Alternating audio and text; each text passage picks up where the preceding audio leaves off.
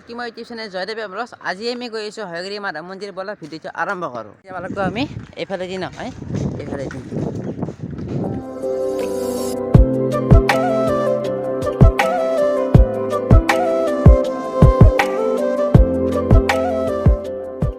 আমি আহিয়ে পাই গ'লোঁ এইখন দলং যি আছে পুঠিমাৰী নদীটো, আৰু ইয়াৰ পৰা প্ৰায় হয়গ্ৰীৱ মাধৱ মন্দিৰ 3 কিলোমিটাৰ। এই পাই গ'লোঁ হাজো হয়গ্ৰীৱ মাধৱ মন্দিৰ। আমি এতিয়া ভৰি দিব আহিছোঁ। চাই গাইছ কিমান মানুহ, তাৰ ভিতৰত কিমান মানুহ হ'ব, কিমান কাছ হৈছে ওচৰতে। কিনাই দেখা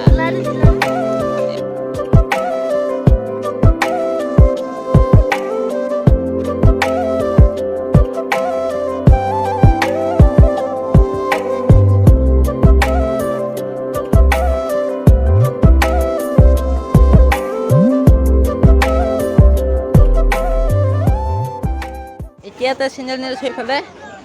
বলক এতিয়া ওপৰলৈ যাই আছোঁ। বলক গাইছ।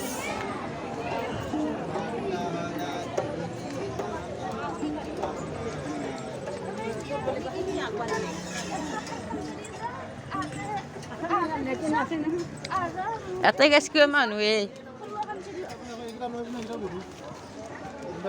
বলক